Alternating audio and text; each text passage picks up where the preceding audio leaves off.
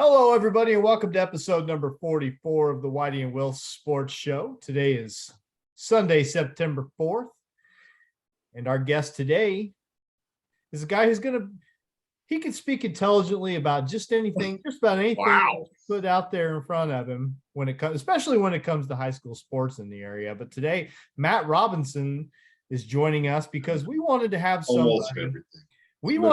somebody who could talk to us about the high school baseball scene so far this fall. And Matt, you've been obviously following the Altamont club pretty closely this year with your son, Mason, a senior on that team. But we just figured you've seen more baseball than probably anybody else we could talk into getting on this show. So here you are. Thanks for taking the time to talk to us, and hopefully we don't put you on the spot too bad.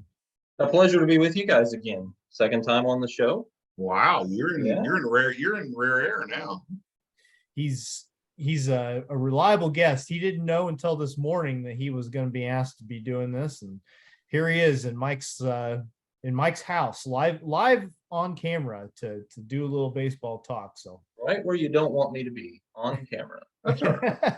Hey, Whitey and I can pull this off. Anyone. That's true. You know, this is not a show for the good looking anyway. So we all kind of match in that way. Huh? Don't worry about doing that much anymore. Huh? Hey, Matt, Whitey's going to have to get the haircut. Maybe we're going to maybe announce a wager today. Oh, well, yeah, I guess so. You know. Oh. Matt. High school baseball in the area. Obviously, I think Altamont lost yet? Let's start with what you know. Yeah, Altamont lost their opening game of the season, which was a conference game, to St. Anthony. See, I thought I heard they hadn't lost the game. Okay, sorry about that. But it was the very first game of the year. I think there was somebody who published that they hadn't lost a game yet, but somehow they had missed that opener. Gotcha. So that's probably where you saw that. Off to a pretty good start, though, right? Mm-hmm. Greg was telling me on the ride up to Mahomet Friday night that the Altamont team's looking pretty good so far. Well, they lost to St. Anthony on that Tuesday. Did not have a conference game on Friday. They played Sisney at Sisney, and they took care of that one pretty quickly. But then lost to Windsor Stew Straws the first game of a doubleheader. That was like a 3-1 game, if memory serves. That was the same day as that Totopolis Wooden Bat tournament. Gotcha. Since then, they've won. They haven't played a whole lot. I think they're 4-2, something like that on the season now. So that Windsor game was a non-conference game? The Windsor game was non-conference. Windsor Stew Straws game on Tuesday is a conference game. Okay. Oh, coming up this week. Mm-hmm. I see. Windsor Stew Straws, obviously some pitching losses there from graduation. Yep. But seems like they're still playing some pretty good ball so far this fall. Playing really good ball. I haven't personally seen them. I was announcing when they played Altamont over at T-Town. But from all reports, they're playing some very good ball. They did lose a lot of pitching, which of course leads to a lot of questions coming into the season. But Kendall Morris has pitched well. The Wittenberg twins have both stepped up and pitched more innings for them this year, and they seem to be doing a good job. Burgle is pitching well also for them. That just to name a few. And they beat St. Anthony on Friday night, and that was a conference win for them. So now St. Anthony has a conference loss, and that's their only loss of the season. They've been playing some good ball as well. Yeah, they won that Wooden Bat tournament at T-Town. And I know you probably did a couple of those games, right? Did all four. You did. You ended up doing all four. Mm-hmm. Okay. Gotcha. And St. Anthony, T-Town, North Clay, and Diederich were at that. Yes. So that was good for you to get a chance to see all those teams. It really was. Of course, North Clay off the state championship, but literally graduated everybody but one starter from their team. And Fleener obviously is back playing shortstop. They did put him on the mound. He struggled that day to find the zone. I mean, that can happen to anybody anytime. So I don't know that that's a fair indicator to him as to what his pitching is going to be for the rest of the year. Got a lot of young talent though. And even though they didn't win a game there, you can see flashes of what they could be. And they're above 500 for the fall. And even playing a ton of freshmen and then a bunch of kids that don't have a lot of experience. Yeah, they're throwing, aren't they throwing mostly freshmen? Maybe in the wooden bat, didn't they throw mostly freshmen? I think it was all freshmen in the wooden back, except for when they really kind of were looking for somebody to get them out of an inning. Fleener came in and threw, and maybe another junior threw a little bit. But no, I mean, John Freck knows what he's doing. He's going to have them playing. Well, they're already playing good ball, but they're going to be a force to deal with come, especially after the fall season and into next spring. Well, yeah, they just need need time. Yeah, swings. They need at bats. They need innings.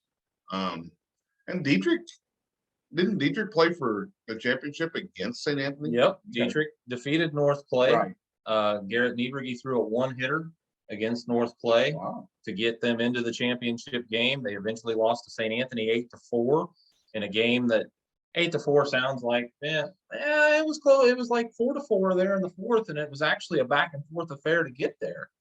And so, anytime you're playing two games in one day, especially with the teams playing typically the Friday night before, could have even been a conference game for three of the teams there. I don't remember exactly how it played out. This was the first day. First day was really warm, really. Mm-hmm. And so, I don't know exactly where everybody's pitching was, who was available, who could throw how many pitches, that sort of thing. So you get into those second games, those Saturdays, sometimes you're running out of pitchers. Right. And I don't know, but that wouldn't surprise me. Yeah, I mean, I don't know, being in the area, you kind of, Dietrich had a little bit of a downturn for a while, but that's not what you expect from them. I mean, you expect for a school that size, the numbers to be good and for the team to usually be pretty competitive. And it seems like maybe they are getting back to where you Dietrich have good numbers, Matt? Yes, Dietrich has their numbers back. A couple of years in this tournament. Yeah, they were on the manager. Well, the manager played right field. Right. In a game or two for him last year about this time of year. I think I happened at the Oaks 15 years ago. And so yeah, I mean, it's one of those things where, I mean, Colton Boer has taken over there. He's got some talented kids, but he also has done a nice job working with some young kids there as well. There's a couple of freshmen that are getting a lot of playing time already, mixing in with some seniors that, I mean, Noah Dill, Pete Britton, Garrett Nieberge are all good players too. Britton kid's a good catcher. Yes, he's one of those kids who, I mean, I have no idea. He's a very good catcher. He's a good shortstop, good wherever you put him. Right, wherever he plays. He's a good player. I think he catches because they need him to catch, but he would be really good wherever you put him. So I really respect. I think Colton's done a nice job since he's taken over there, building a positive attitude, building numbers through that, and they're playing good ball. I mean, Altamont did beat them the other night, but the conference is tough. You haven't even mentioned 2 year ago state champ South Central. Not yet. All right. They weren't the wooden bat. But I saw which Dodson is Aiden Dodson, and then your son Matt. It was someone gave them an award as players of the week.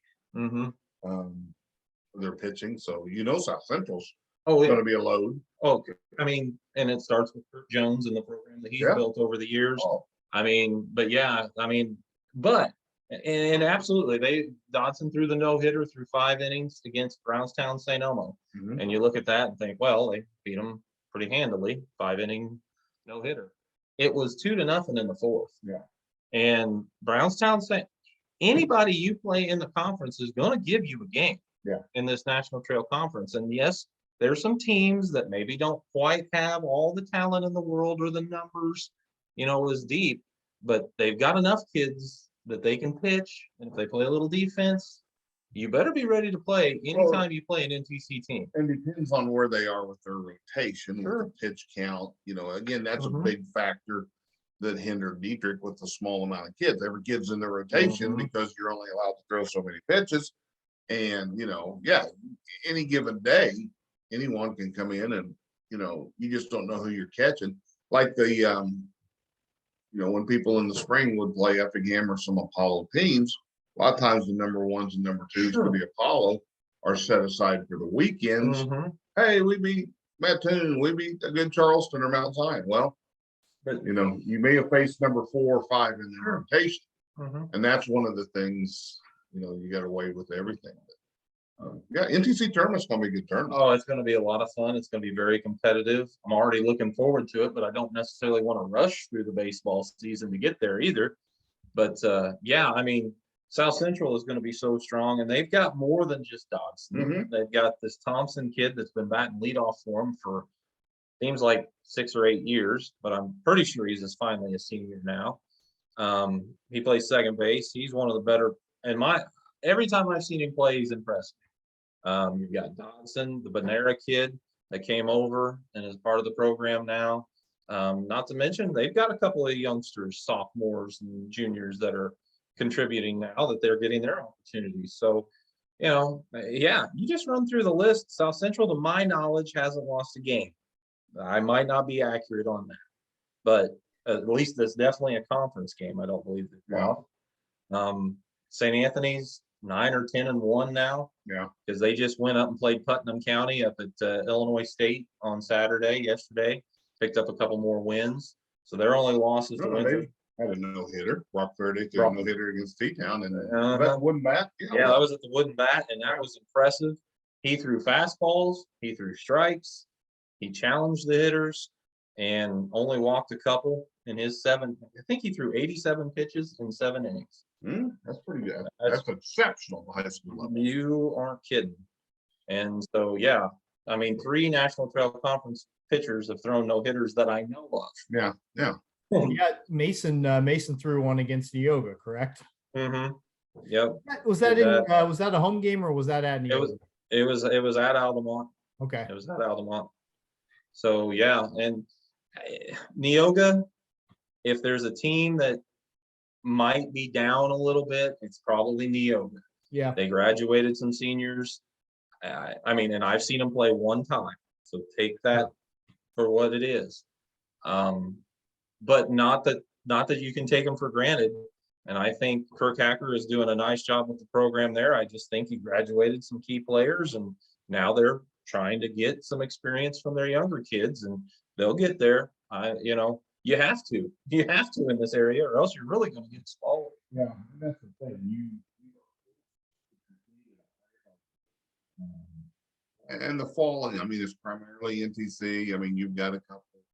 The MTC teams they'll pick up. Tatapo's still playing fall ball. Everybody's playing T-Town once or twice. So Anthony shut T-Town out twice, 8-0 and 2-0. So I know the rep. Oh, the 6-0. I didn't know what the no-hitter was. No-hitter was 2-0. 2-0. Yeah, you're right. The Repke kid, their catcher, I know he's been out for this few years. I assume he will be back. And of all I've heard, that's the only person they're really missing. But they're kind of going through some growing pains. Coach Fleener, is on his 1-year sabbatical for the most part, but yet he's at a lot of things. Unless Greenville College is playing or North Clay is playing, he's pretty much at the T-Town games. So he's right there helping, Jordan with everything and being very involved. But they're kind of in that retool, reload mode. And they were pretty heavy senior wise, I think, last year. So, there's some kids getting some time, I think, for the first time. I've yet to see them. I've heard them on the radio. I think you guys doing twice on the radio so far. So parts of games, I should say. Yeah, and I think you said it pretty well. It's almost unusual to see T-Town have to retool a little bit. And that's what you're seeing right now. They're not a bad team. They're going to be better. But, they're just trying to figure it out a little bit. But you mentioned Logan Repke as a catcher for Tatapo. He's been injured, Right. missed some time. Had a surgical Had procedure. to- Yep, and so he will be a welcome addition when he comes back. Oh, yeah. But Connor Repke is now catching for St. Anthony. You know, Angelo Mandela was such a big part of their program over the years as a catcher at St. Anthony. And Connor has really stepped in and done a great job behind the plate.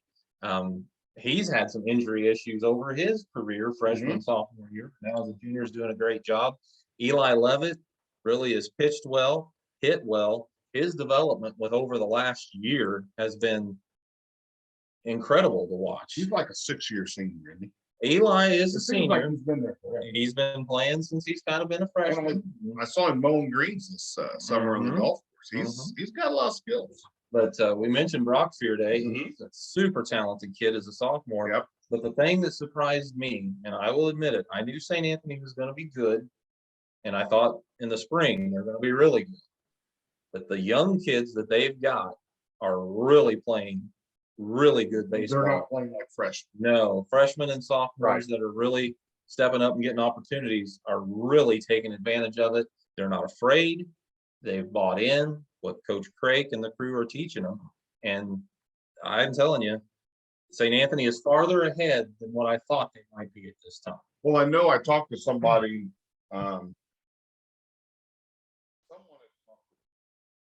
I was talking to his brother, and he said Tony is just excited to start fall season because he's got a good young group coming, and his freshmen he had are now a year under their belt, and he's really excited about those two classes, where they are and where they can go.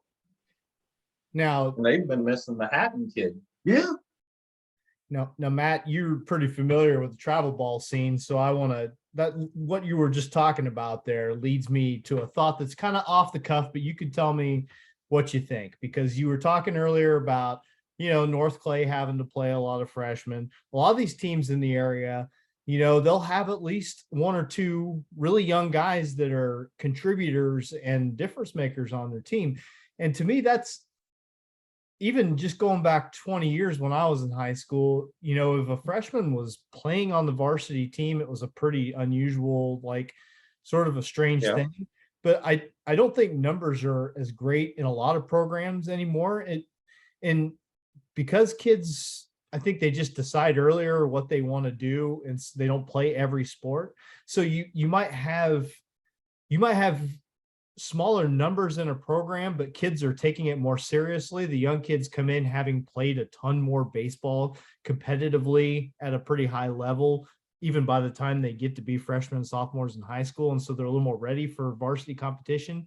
Does that sound like a real thing to you, or does that sound like something that I just conjured up in my head because it sounded good based on the conversations we've had? I can give you a one-word answer. Yes. Okay. Everything that you've said there is correct.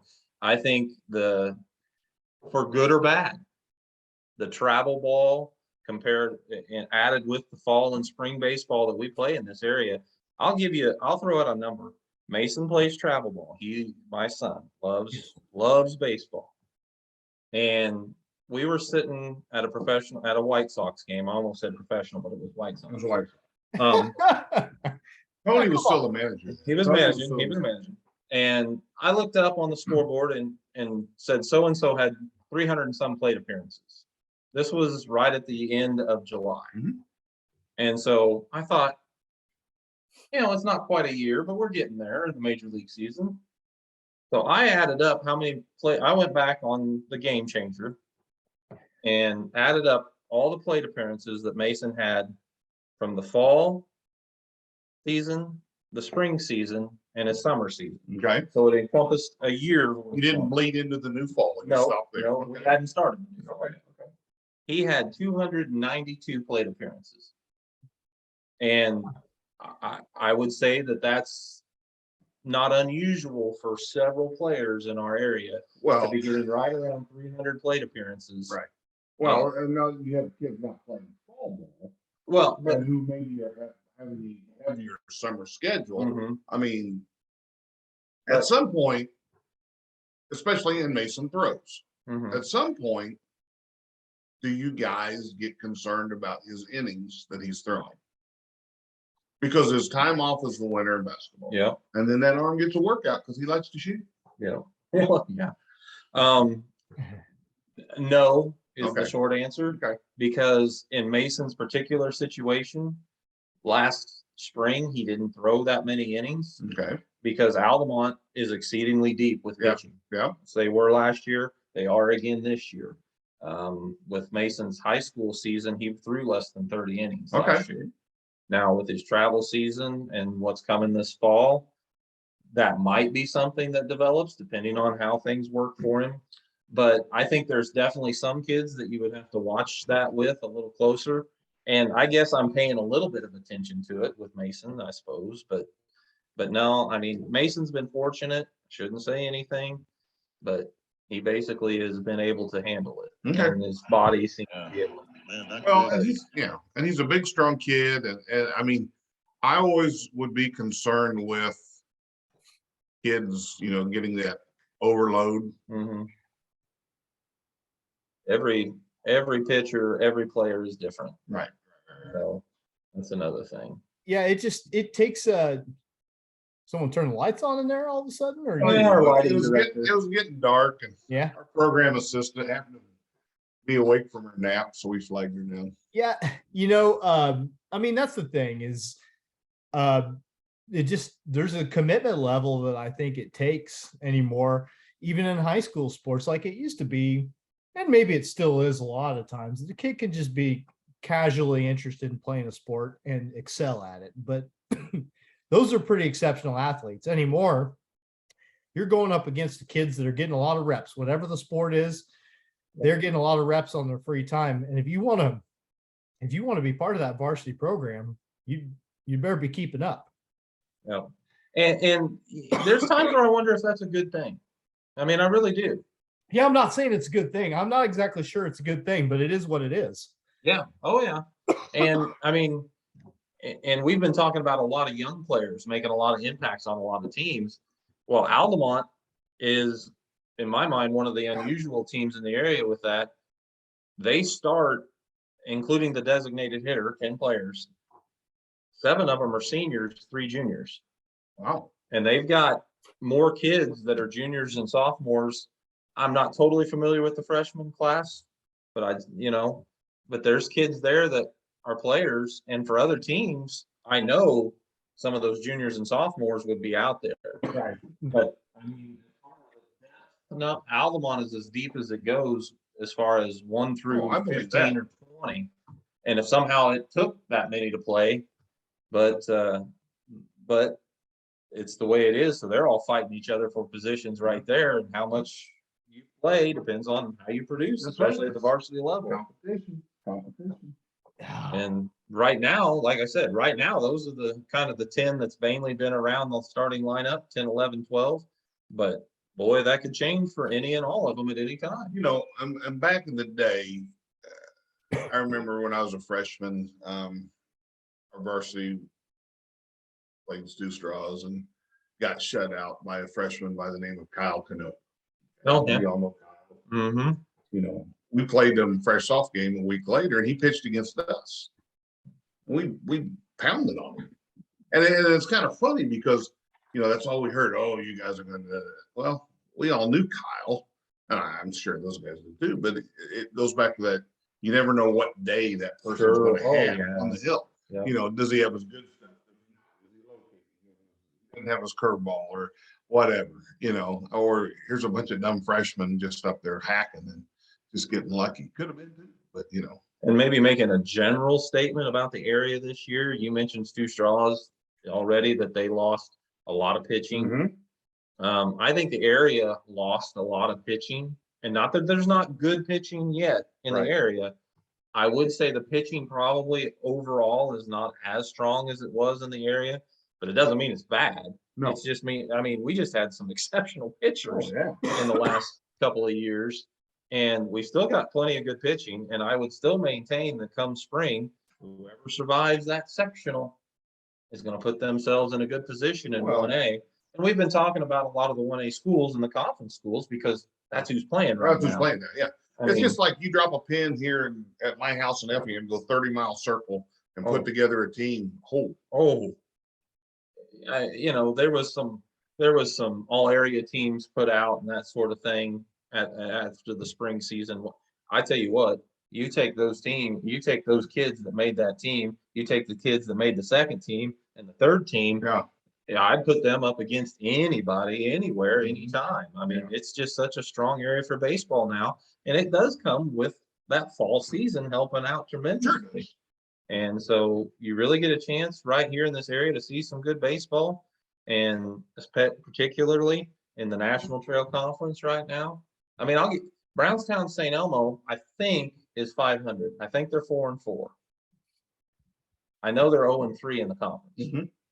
So that means they're beating everybody they play outside of the National Trail. And you saw a lot of that last year too, during the spring. And they're going to win games in the NTC. Sure they are. And and it's just that matter. And Cowden Herrick Beecher City's got talented kids. Maybe not the depth of talent that some of these other teams do, but they're going to give you a game every time you show up to play them, or on any given day they can give you a game. Right. And Dietrich is the same way. Neoga. I mean, you can't look past these teams, even though they might not be sorting themselves towards the top of the conference over the last couple of years. But I mean, they are there. They are challenging. They will beat you if you're not ready for them for whatever reason. So that's true. It's just a fun time to watch baseball in this area, and it has been fun for the last, I don't know, half a dozen years for sure. Yeah. And then when you throw in Teutopolis, what they've been able to do over the years, and now Effingham's built a pretty good program, playing against some big schools, 3A schools primarily, but they can play teams right outside their back door on their off days and get plenty of competition. And that helps them too. Now, you mentioned T-Town. You guys, we sort of in passing mentioned that Justin Fleener's taking the year away. So Jordan Taylor's been coaching, and I know that you've done a couple of their games, and he's come up for some interviews and stuff. Does he seem like he's enjoying the experience so far? Yeah, I think he's very much enjoying the experience. He's happy to help out. I think he views it. I want to be careful how I say this because it's his program right now.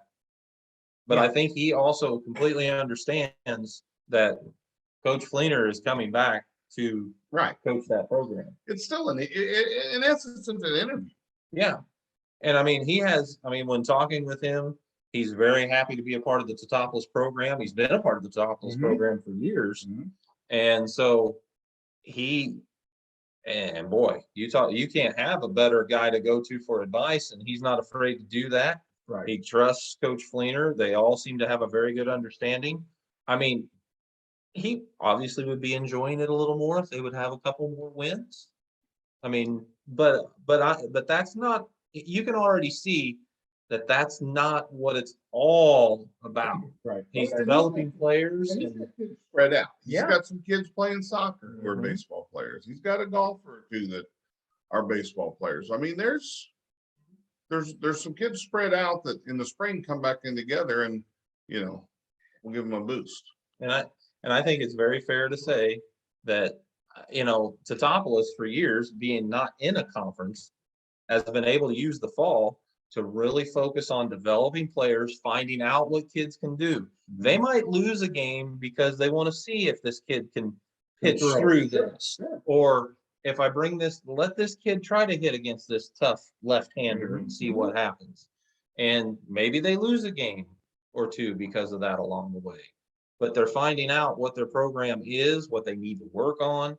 And again, they're benefiting. And you got to give Teutopolis a ton of credit for what the MTC teams now are, because they've had to rise up to get to them. Right. And they've been the class of the area in baseball for so many years. And Justin's used the fall season, and like you said, he's developed. Let me get that pitching staff. Let me see how deep we can go. And Plus, they've done it right. And Jordan's, trying to do the same thing this fall. And that they're gonna all be in the shed over the winter, taking their cuts. And they'll show up for that first game of the spring looking like they've been swinging the bat all winter, and that's because they have. They take it seriously, and no matter how things look now, no reason to believe they won't be dangerous come spring. So, Oh, yeah, absolutely. And there's so many teams in the area that are going to be dangerous in the spring. I mean, my gosh, it's just so much fun, but at the same time, we see teams that are in the area that are really good that can't get out of the area. Right. And I mean, and that's a tip of the cap to South Central, what they did 2 years ago, and North Clay last year. I mean, they fought their way out, and the closest game that they had was Windsor Stew Straws, absolutely. and that was the sectional championship. And the regional championship against South Central was a close game until late. Right. And I mean, it wound up being like, I don't know. Coach Freck even said that when we talked to him after the state tournament. So, Matt, That was a lot of work. I don't want to bogart your time too much, but we figured that while we had you here, and we're not going to put you on the spot with all the teams in the area too much, but you and Greg did broadcast the Effingham St. Anthony volleyball match recently, where they had their annual pink out game. And so I thought that I'd just give you a chance to talk about that a little bit, about what you maybe noticed about those teams.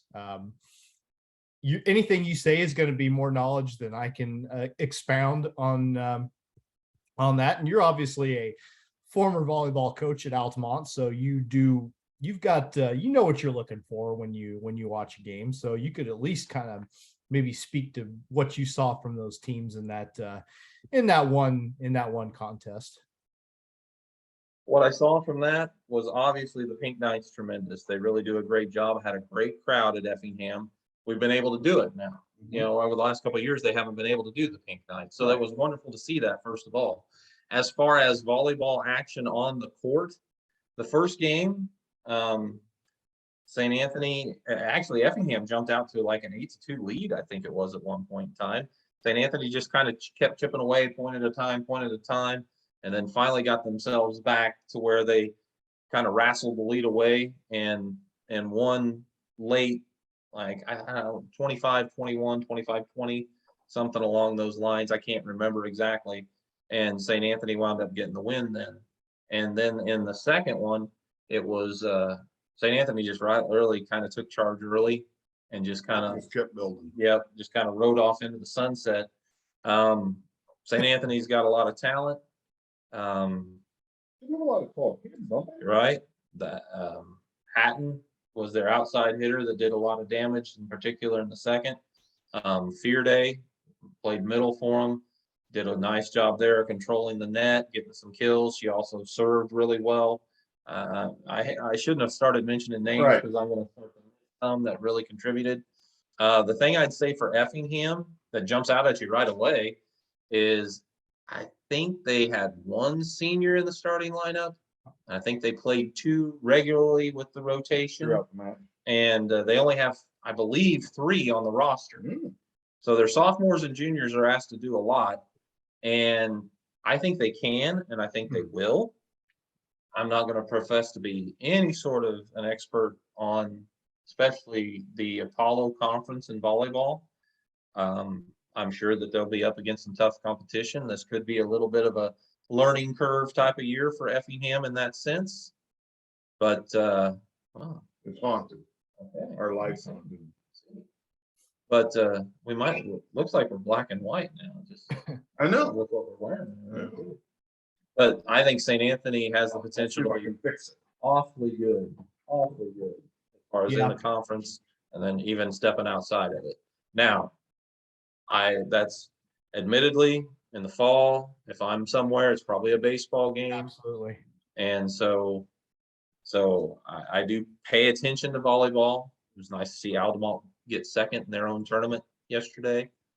And I know St. Anthony played in a big tournament down in Olney. So, they really challenged themselves with the schedules as well. Let me ask you something about broadcasting volleyball. I mean, you've coached it, and again, you know what to look for.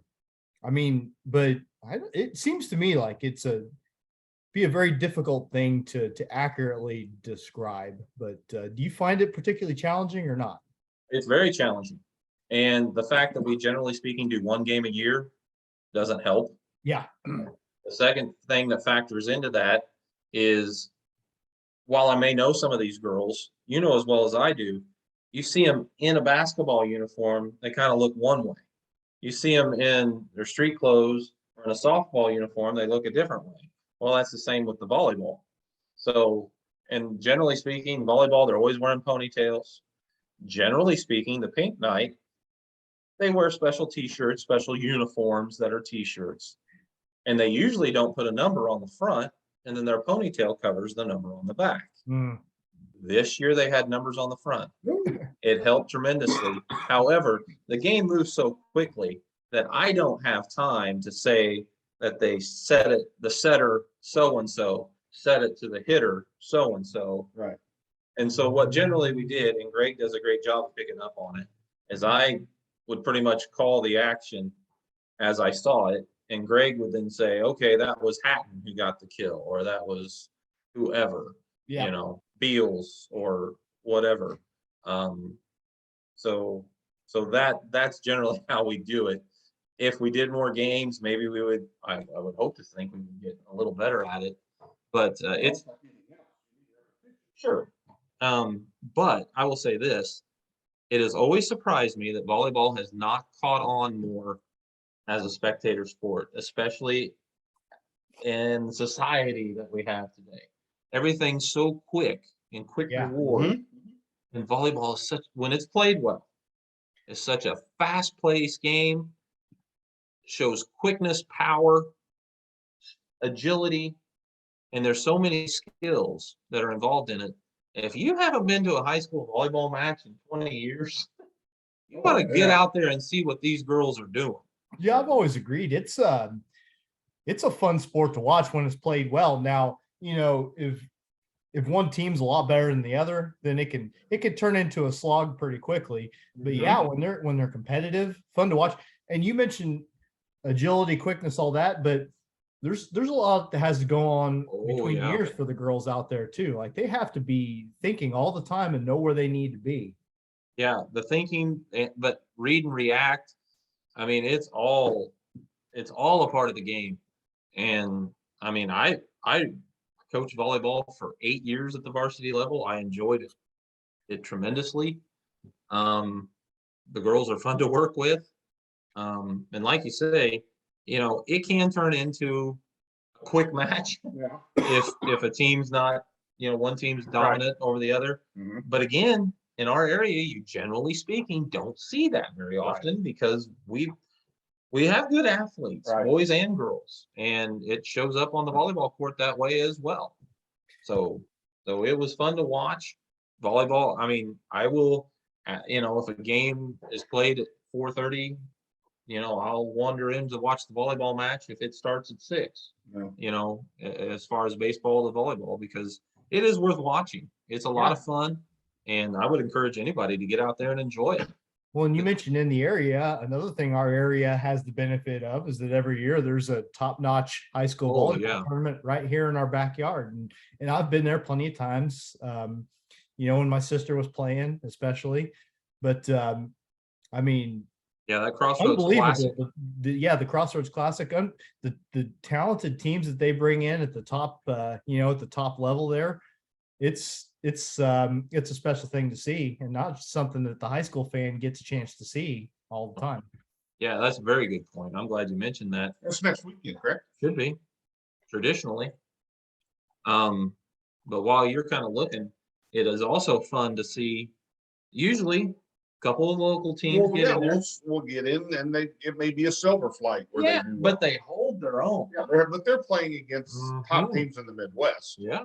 And there's multiple, you know, state champions every year. It's one of those things, if you win a game or two, that's a feather in your cap in this tournament. I don't care who you are. Right. And so that's fun to see. And like you say, I don't think enough people take advantage of that opportunity. It is this coming weekend. Yeah, it starts Friday at Effingham High School. So yeah, that's if you got nothing else to do, there's a lot worse ways you could spend your time. Oh, absolutely. Head out that way. It's a fun sport. I wish I could spend more time with it. Like, I mean, you guys know how it is. There's only so many hours in a day, and kind of got to pick and choose. But here in a couple of years, I'll probably be finding myself in the gym a little more often than I have been lately in the fall to check out some of that action, because it's fun. It's a fun game to watch, and but again, we have so many good athletes playing so many sports and so well in this area. We are just spoiled in general. Oh yeah, have to in these smaller schools. Have to. Well, Matt, got Appreciate anything your else? time. Got anything else you need to get off your chest? Sorry I didn't have supper. I Uh-huh. alluded to we may have, plate of vittles here, but our production assistant is Yeah, looks it like happens. she's having peanuts and candy corn waiting on me to take her out to eat later. No, the only thing I might add is, weather pending. Tuesday, North plays at St. Anthony. That game will be on the radio. I believe, Dustin, you're helping out with that broadcast, right? I am, yeah. And then I might be able to give you an update or two on Windsor's Two Straws at Altamont, There you go. which all of a sudden is a big. I mean, I shouldn't say all of a sudden. No, it was marked on the calendar. Hey, this is going to be an important. This is an important game in the conference, but Windsor's Two Straws beating St. Anthony, who already beat Altamont. Right. Windsor's Two Straws can really establish themselves. It's a pecking order game. Or Altamont can throw themselves back in the mix, and we haven't talked about South Central yet in that mix, So it's still early, but those are a couple of big games as far as conference. And then Woodlawn's at T-Town that night. Neoga is playing Ramsey. So, area team's going to be playing some games that, it'll be interesting to see how those work themselves out. And you mentioned, and that's just baseball. You mentioned it being early, but a month from now, we'll be putting that NTC tournament on the radio. It's a quick fall season. And so, yeah. And that tournament and this regular season conference, both of those things are going to be wide open. Yep. Should be fun to keep an eye on. So we will. And probably picking your brain a little bit more for, That's fine. Deep insight. Why do you send you the check? Okay. Very good. Very good. It's true. I do. Well, I appreciate it, guys. Hey, we appreciate your help. I mean, like I said, you see more games than we do. So I don't see any. Every time Greg sends me that, hey, can you help do a game? We're the #1 sport in the area. So. Well, you have been at some of the football stuff, haven't you?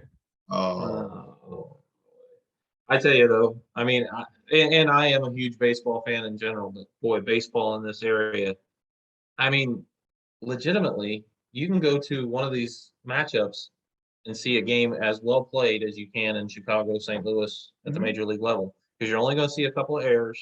You're only going to see, maybe a strategy with a few hits and base runners, because these teams are that competitive and that close. That just happened right before I got here.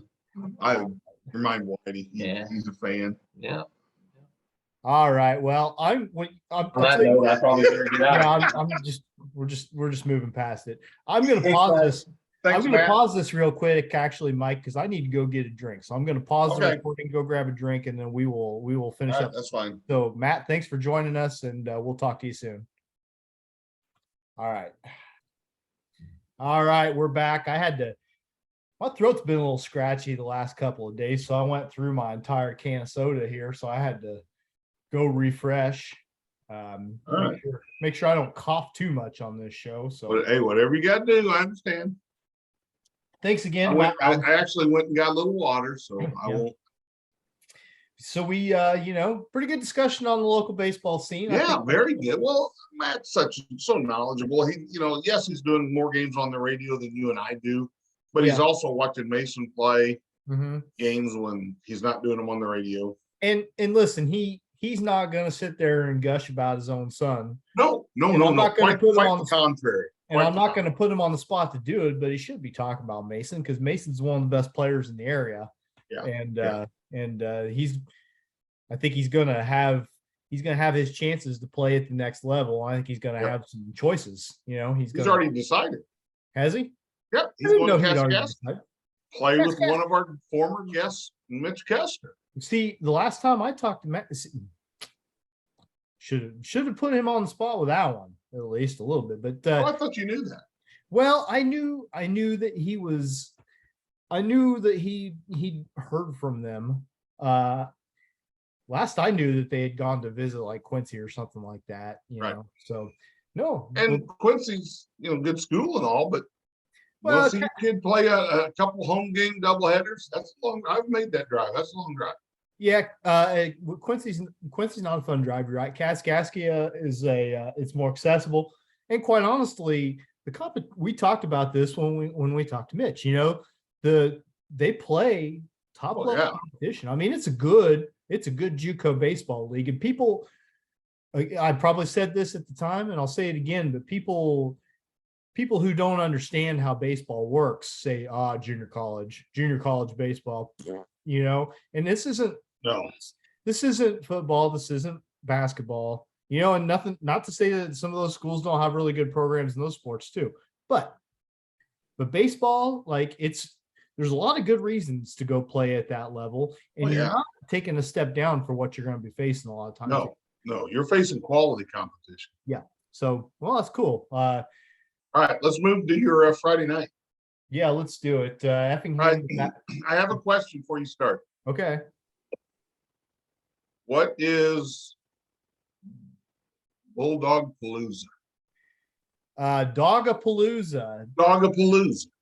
I cannot speak to everything that was involved in Dogapalooza, but there were many inflatables. There was a lot of loud music going on behind the football field before the game started. The DJ was actually set up right outside the door to our booth in the press box. So we got very up close and personal with him for just a second when we were lugging the stuff up. It's a big fundraiser. That's all I know. I overheard them say that it's one of their biggest fundraisers of the year, and with what they're able to do with their athletic programs, I assume that if it's one of their biggest fundraisers, then they must make a buttload of money at it. Just seemed like they had, a lot of stuff for kids to do, and some food, and, the band was involved, and they're just trying to get people fired up for the game. And it did necessitate that the Effingham game start a half hour later than it usually does, which, that long of a drive, it kind of, it's, you wish it wasn't the case, but I do understand, you only have so many home dates to work with. And so you sometimes have to do things like that.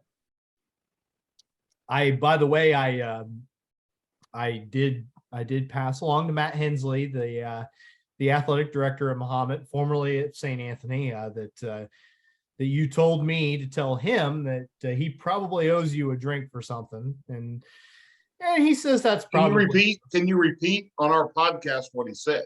Not exactly. Okay. I think he was a little skeptical. And, we both agreed that probably in the grand scheme of things, you've probably had a lot more bought for you than you've paid for over the years. So, wow. That's, but he got a kick out of that one.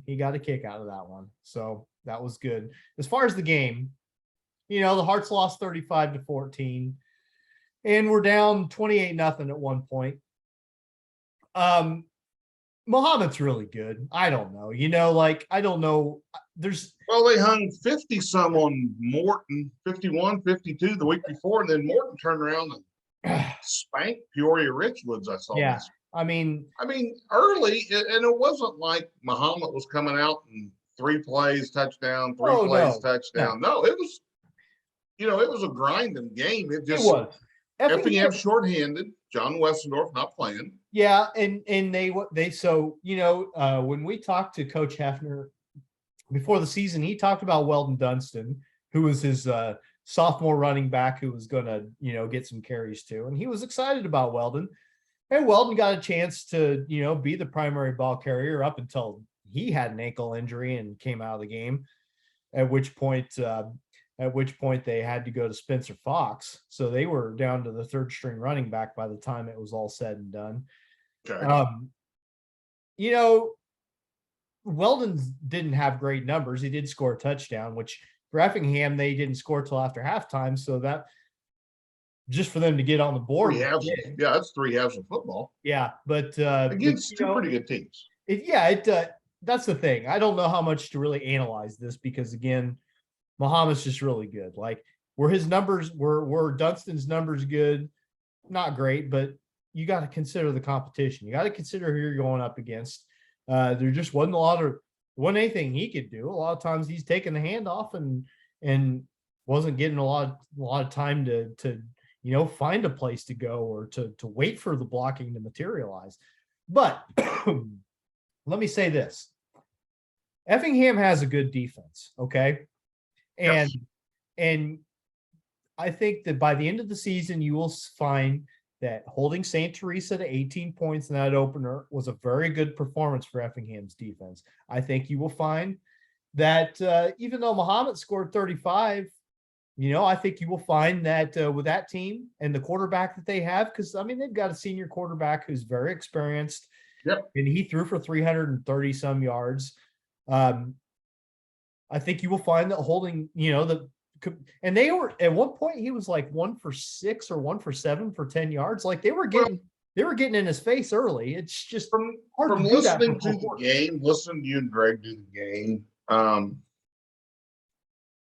kind of got the impression the biggest thing that was hampering Effingham's defense, which was playing pretty good, was the fact that their offense couldn't sustain, get a couple first downs, give them a little time off the field. Yeah. Or balance the field. They weren't playing short field. It wasn't like Mahomet was taking over at the 20, every possession or nothing like something insane. But again, it's hard when your personnel is banged up, key positions like Effingham is and was, those types of things, long grind them out drives, which, the Hearts have been known for in the last couple of years, really help your defense because that gives your defense a little time to catch their breath, get a drink of water. Coach Stroud and the other coaches on the sidelines making some adjustments, and that's important. Especially when you are a team that's deep enough to mostly have guys going just one way, Yeah, it excuse me, it does definitely give you that chance to catch a breather. One thing that Brett talked about in the post-game interview and was very noticeable this past weekend and the first week was that he had but mostly in this game was a lot of cramping, a lot of guys having to have cramps worked out for them, and he wasn't thrilled with that in the first game. He wasn't thrilled with that though. I think he felt like it was maybe a bit of a conditioning issue. So I assume that's going to be, but again, heat is what it is. Yeah. As a player, you hate to hear when your coach is concerned about a conditioning issue. That only means one thing. Yeah. Conditioning. Been there, done that. But yeah, I just think that there's not a lot of deep dive analysis I can do. Michael Love is a kid that I wanted to make sure to bring up because he was their leading tackler in the first game against St. Teresa. And early on in this Mahomet game, he was getting in the backfield and at least making their quarterback rush his throws a little bit. He introduced himself to the quarterback a couple times. Yeah.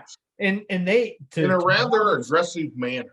From listening to Mahomet's credit, they figured they neutralized him in the second half. I didn't watch the whole game over again, but they figured out a way to make sure that he was not continuing to be a thorn in their side in the second half. And Greg mentioned this on the air Friday, and I did not realize it, but you remember, we've already had one Matt Robinson on this podcast, but you remember a young man by the name of Matt Robinson that played football for football. Mr. Love's brother, yes. And they're brothers. So I did not realize that at the time, but Love is not. Michael's not built quite the same way as Matthew. He's not as towering. He's not as big of a boy, but he's solid. And really causes some problems. And one thing that Mahomet did, I mean, they've got a ton of kids who can catch passes, but a couple in particular who are very athletic. And they did not complete any long over the top throws. Okay. Did not get behind the Effingham defense, which was kind of a problem last year at times. And Coach Hefner brought that up too, that he hopes that they've shored up the secondary a little bit. 2 or 3 of their biggest plays Friday night were just little dump offs, little short passes over the middle where a guy catches the ball, jukes one person, and then he's fast enough that he's just gone. And right, he gets away from that one defender, makes one person miss, and now he's got a little cushion. Yeah. So again, 0-2 for Effingham, but I wouldn't panic just yet because of the. Well, and Coach Hefner, when we talked to him, I mean, he said we've got a horrendous start to our schedule. Yeah. And I'm not going to say a coach is ever like, well, it's okay, we dropped 2 games. No, I'm not saying that at all. However, he's not hitting the panic button either. Yeah. No, because I think part of him, it's to the point, it's like, hey, we defensively, we've been pretty good. We've been a little shorthanded offensively, but we we have opportunities, and what is important for Effingham now is this next stretch of games. Okay. They got Charleston coming in Friday night, and I'm not going to sugarcoat it though. I mean, as good as the team's already played the first 2 weeks, you're 0-2, and this Charleston game you can't afford to lose it. Absolutely must win it this week. And I think they will. Charleston's 0-2. They got shut out by Lincoln on Friday night, and Lincoln's 2-0. Lincoln's won a couple ball games, and Lincoln is not the Lincoln that came into this conference. It's not the same football program, but still you got shut out by them. So you got Charleston, and you got to go to Mattoon, play in their new facility, but Mattoon's 0-2. And then you got a home game with Taylorville after that. So that's 3 straight games. Taylorville's 1-1. That's 3 straight games. You gotta come out. We need to go through to keep your playoff hopes legitimately without saying, oh my God, we gotta do this. Those are 3. You don't want to say must wins, but they kind of are. You kind of need to win it. Because you still got to play Breeze. You still got to play Highland. And I'm not saying they can't beat Breeze or Highland. Well, I think didn't Central beat Mater Dei this past week? Mater Dei's 1-1. Yeah, Central beat them. Yeah, they got beat 27-14 by Central. Isn't that like what they call it, the Milk Bowl game? They do call it the Milk Bowl. I don't exactly know why they should. As far as I can tell from walking through the park or driving through the park where all the 6-pack container holder. Yeah, I mean, it really seems like it should be called the Busch Light Bowl, but Mater Dei has Mater Dei won. Mater Dei won that game. Mater Dei lost. Mater Dei lost to Waterloo. They beat Central. Oh, they beat Central. Okay, I thought it was the other way around. They beat Central 27-14, and they lost to Waterloo 13-2. So there's a fun one. That's like we don't need to get into Iowa football, of course, but what was that? Iowa scored 7 points without a touchdown. Field goal and 2 safeties, right? Yeah, 2 safeties and a field goal. Yeah. Big Ten, baby. That's what we love it. Hey, you saw the Hoosiers beat the Illini. We listened to the very end of that on the way home from the Iowa or the Indiana-Illinois game. The Indiana-Illinois game. Very painful to listen to. You could hear. I was watching it and I fell asleep, so I didn't see the controversial ending. You could hear in Brian Barnhart's voice that he didn't have a whole lot of confidence that Illinois was going to be able to keep Indiana off the scoreboard on that last drive. Didn't Illinois have a touchdown that was taken away or Indiana intercepted? I don't know. Don't ask me to answer all that. I may or may not have won a Gatorade from one of my golfers on that game. I know gambling's not allowed at Bushwood, but he was singing the blues and telling me about how Illinois got ripped off. So I got a feeling that by the end of the season, neither Indiana nor Illinois football fans are going to be doing a lot of crowing. I don't. No. Hey, did you see we got a brief college football section. They're going to 12 teams for the bowl or the end of the year thing. I don't know how soon that happens. I only saw some conversation about it. I don't have much knowledge of how it's going to work. All right, we're going to pivot, Whitey. let's do. You know where we're going. Yeah, you want to talk about golf, and you Well, forget. yeah. I'll tell you what. I was a little upset Saturday. St. Anthony played in the Catholic schools tournament down at Alton. Belleville, Althoff, Alton, Marquette, Mater Dei. A little upset the Topless didn't get invited. Probably as many Catholics on our team as they have, but just saying. Honorary. But they finished third down there, behind Althoff and Quincy Notre Dame, who's really, really good. But maybe the breaking news story was at the Olney Invitational on Friday. The Wooden Shoes finished third. Olney won it. St. Anthony's JV got second. Only beat us by 15 this time. Last time they beat us by 40. It's getting in about 6-7 holes in because everything's on the app. All the scoring's done on the app now. The kids enter scores on their phone. 6-7 holes in, we were still 9 holes we were in second place. So, and then we started taking on a little oil, leaking a little oil, taking on a little water. But third place, and the thing is, in the regional at Robinson, St. Anthony, I don't think there's any question will win that regional. But you've got 2 spots, and there's us, Flora, Mount Carmel, Marshall. We led that pack, and that pack was divided by, or the gap was a total of 5 strokes between all of us. And then Robinson was without their number 1 player, so it's really hard to tell where they will be. They got a really nice kid who's injured right now.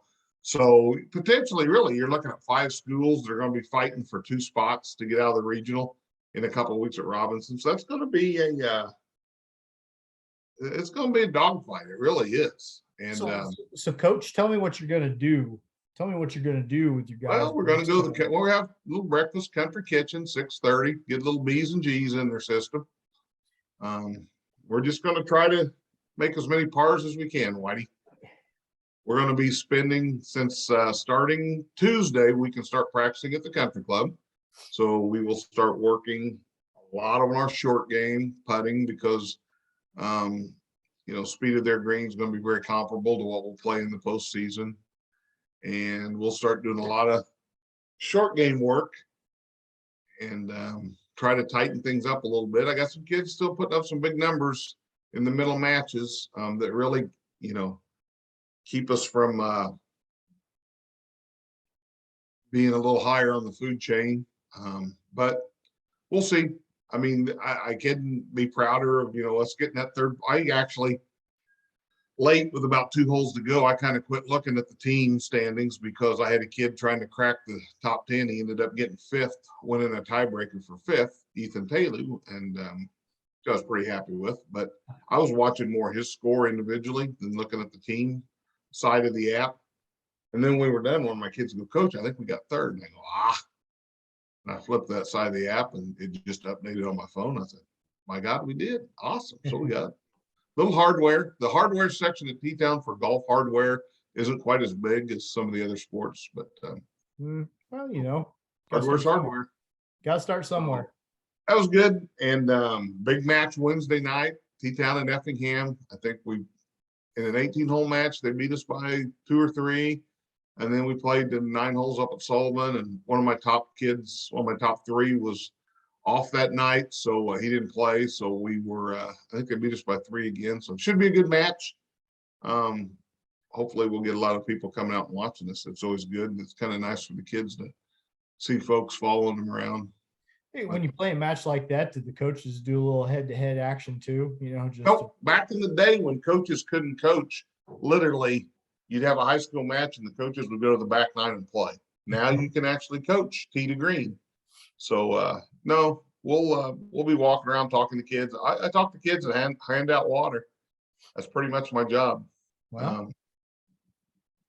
So we'll see. We're gonna do. Looks like a little JV varsity, and like I said, great facility we'll be at. And it'll be fun. And then big Matt Toon Invitational this coming weekend. Friday, Saturday we'll be up there, and they have a lot of big schools come down from up north, and we play Mattoon Country Club one day, Meadowview the next. So it's a good tournament. But yeah, golf's down just a hair in the area. Altamont graduated a lot of kids. I mean, they still got the Yard House kid. Avery's really nice player. Oblong lost all of their kids. So, St. Anthony is a monster. However, they're showing a little bit of that they're human. You see a couple scores sometimes. Their JV kids, didn't, we hung around with them for about 14 holes. And they had some kids put up, some bigger numbers that kind of helped us hang around. Speaking of big numbers, you were telling me that some guy in St. Louis hit another home run today, huh?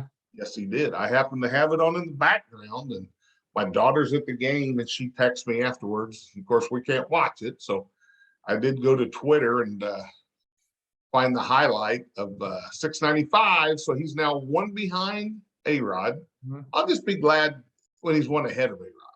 Yeah, that's kind of the way I looked at it. I didn't really. Season started, and people, kind of out of sort of in passing mentioned 700, and I thought I didn't think he had a shot at it, to be honest, Dustin. Yeah. But he's at his average against left-handed pitching he's right at 400 now. Yeah, it's crazy. I've said it before, and it's not like he's hitting cheapies. This one was over the bullpen. Yeah, he's putting up some pretty solid numbers. That was his was that his 16th of the season? Is that probably is that right? Yeah, I think he had to hit 17 to tie A-Rod 21 to get to 700. And to be honest, the 700 is legit. I mean, he only needs 5. Heck, he hit 6 in a week. Yeah, and they've got a cushion where they can give him a couple of starts where maybe if you're like get a couple starts against some right-handers who aren't predominantly. I think they don't like him against guys who are hard sliders, who throw a lot of sliders.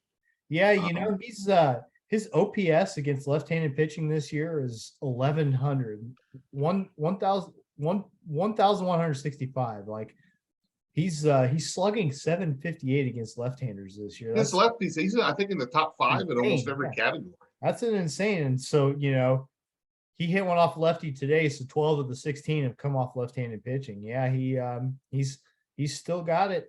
Still got it in those situations against the right-handers. He's pretty ordinary or a little below average, but still, I'm not super invested in it personally, but I think it's a cool thing to see. And I never saw if the Brewers won or lost today. They were getting beat. Well, I am the guy with that kind of information at his fingertips, and I can tell you that they got beat 5-1. So that's an 8.5 game lead now. Yeah, pretty well. That's about a 12. I think that's a 12 game swing since the Josh Hader trade. Yeah, Josh Hader. I saw where he finally at least had an outing for San Diego. Where he had a good outing now. Yeah, I think he finally did. But his ERA for the Padres, I think, was 21, wasn't it? Yeah, he was god awful. And I watched one of those. He gave up 5 or 6 runs and got yanked out of the game, and he just didn't look right. I don't know. He had no idea where it was going. Just looked uncomfortable. The Yankees are catching a lot of heat now because of their Frankie Montas trade, and Frankie's sucks. He's terrible. Yeah, it hasn't. There was talk that he was a little injured. And meanwhile, Jordan Montgomery comes to St. Louis, and outside of his start against the Braves, has been basically unhittable. So he's been John Tudor-esque. Yeah, he's throwing hard. Yachty's got him throwing his 4-seamer or 2-seamer, and he throws it twice as much as he did as a Yankee. And strikeouts are up. He's got a beard. He's growing his beard. He's free again. Yeah, Hey, and you know what? How many innings has Harrison Vader played for the Yankees yet? Yeah, I don't. It was a little bit of a head scratcher trade for them. I mean, but they won. They were locked in. It was over. They were a shoe-in to be one of the final 2 teams in the AL, and they were going to improve their defense. And now Vader, they say, is only a couple days away from starting to do baseball actions. I still think. I mean, I still think they win that division, but they certainly made a mess. Isn't their lead down to 2? Nah, Oh, they won today. it's Maybe a little it's more 4. than that. They beat Tampa Bay today, so I'm gonna say it's more. I think It's it's gonna be 4. more in the five or 6 game range. Oh, well, I mean, Yeah, they're 5 games up on Tampa Bay right okay. now. But still, they were on pace to win like 120 games this year, and now they're going to be doing very well to get to 90. So, quite a fall apart that they've had. So, anyway, I don't know what else you got. We've I been don't going have for much quite a anything while else. We've been Somebody suggested we should have a fantasy football show, and I said, I don't play fantasy football. I got a team, but it's not worth talking about. Attaboy. I like that confidence. That's what I like, Whitey. Yeah, I'm pretty comfortable with the idea that I'm mostly just I'm How mostly many bears did you take? I don't know, the Bears. I'm not a homer when it comes to the Bears. All right. So you put aside your bear love when it comes time to No, the draft. Bears don't really have a lot of guys that you want to put on a fantasy team either. That doesn't. If you got Bear fans, like Justin Fields, he's going to go nuts this year. Well, I like He's going to run for his life. I like Justin Fields. I think that Justin Fields Got could be pretty upside good if he can be healthy. Tough to throw from a stretcher. Yeah. He's not. No. I've my team name revolves around Justin Herbert, so I have to have him on my team at least in the short term. So, but I'm not a good fantasy football player. I got guys in our draft who know what people did in college. They know who the third stringers are. So like when we get really late in the draft, because it's a 12-team league, 11-team league this year because we had somebody drop out. But I don't know. I don't know who is the next man up. So I'm not really good at picking that. Right.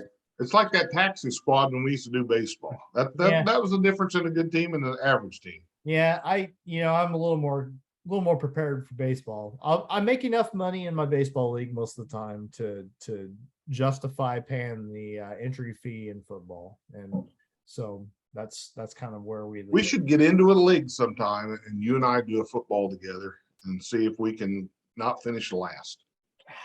Man, I don't know. Depends on the league. It would have to depend on the league because I'm a very casual fan at this point. And that's mostly because, the Bears. You're more avid than I am. Yeah. Anyway, it's still baseball season. So, all right. So the Braves are only a game out of first place now. That's where my brain is at. So Hearts host the Trojans Friday night. I don't know if I'll get home in time to see any of it or not. We ought to get you up there. We ought to get you up there with the stat sheets sometime and you just keep them and see how you do. That way. Oh, I've done it before. If we ever need you in a pinch, I've had to do it before. That's the one thing that's messing me up a little bit with trying to do a little play-by-play is that I'm still keeping the stats. So I know my age. So what's Greg doing? Eating the Subway sandwich? He's got he's got the dial. He has the wheel of death. Did you know that our former videographer CJ Schmidt made him a new one? Can't be as good as the old one. Can't be as good as the old one. I think it's pretty much exactly this. I think CJ took the old one and pretty much made a brand new version of it because paper only lasts so long, and so that thing was getting pretty beat up. Yes, it was. Yeah. So anyway, all right. We've been going for like an hour and a half. So all right. Well, we're going to blame Matt Robbins. Well, Matt had a lot of good stuff to say. Yes, he did. He was a wealth of knowledge. Really, Matt. What needs to happen is Matt needs to have the sports show, and then one of us is a guest on it every now and again. That would probably do better numbers than during basketball. We may have a couple people that pop on periodically, just to come on for 10 minutes. I've got a guy in mind I want to reach out to, and just tell him, hey, I just want 5 minutes. Yeah. Yeah, I can, even with you and I getting more work on the radio, sometimes we can only see so many games. There's lots of games being played out there. So. Oh, and did we ever talk about the shot clock yet? Oh gosh, no, we didn't. Bad idea. We've talked. And the Effingham Topless Christmas tournament will not be incorporating the shot clock. Yeah, we talked about it last year. Yeah, that's official. Made it pretty clear that it's not something I need to see. Bad idea. Yeah, IHSA basically said what the teams can use. People can use it for tournaments, Tournaments and shootouts. So here's the thing. exhibition type stuff. Everybody who's pro shot clock and all these people, oh, I want to see it. I'm tired of watching 32-30. Then you need to go to your school, local school, sign up that you will volunteer to run it. Volunteer to run it, and then I don't think there's the problem. I don't think they're prepared for, like, if you don't want to see a low scoring but close game, do you want to see a team that's just for whatever reason down that year get beat by like 80 points? Because you're going to see teams. Well, you're going to see teams that can't problem get shots off. Is as much as anything, it's shooting. Shooting is nowhere near the level it was 20 years ago, 15 years ago, 25 years ago. Just don't have it. And I don't think you have near the offensive scheming you had before. Everyone. You're going to see worse teams taking worse shots and making bad shots are going to be taken quicker than normal. Yep. Listen. That's my motto. I may get a t-shirt. I came to see bad shots taken quicker. There's at the highest level of competition, there's going to be in some tournaments, like there's probably going to be some games where it'll make it more fun. But hey, I think that's going to be the exception to the rule. That's where I stand on it. Watch some college games. And just remember when the shot clock's running out and the garbage that gets thrown up there. Yep. Agreed. And then how far does it go down? Does it go down to fresh off? Is it in junior high the following year? Didn't take junior high long to get the 3-point shot, which was bad. We'll see. That's something we could probably have a deeper conversation about that sometime. I know we will have to, but people don't label me as the get off my yard old man because I love the 3-point shot as a coach, and I was very up tempo as a coach. Yeah, you remember we like to go. I do. We were up and down. A little bit. All right, brother. We good? All right. Hey, enjoy your day off tomorrow. I'm going. When's Mac's next thing of cookies? We'll got off the mailing. I'm off the mailing list. A little disappointed. Well, we haven't done it as much lately. All right. So we'll get back on it. I think we baked some a couple weekends ago. So we'll. All right. So you're not the only person to ask recently. So we'll get on it. All right. All right. Well, we'll talk to you later. I'd say, bud. See ya.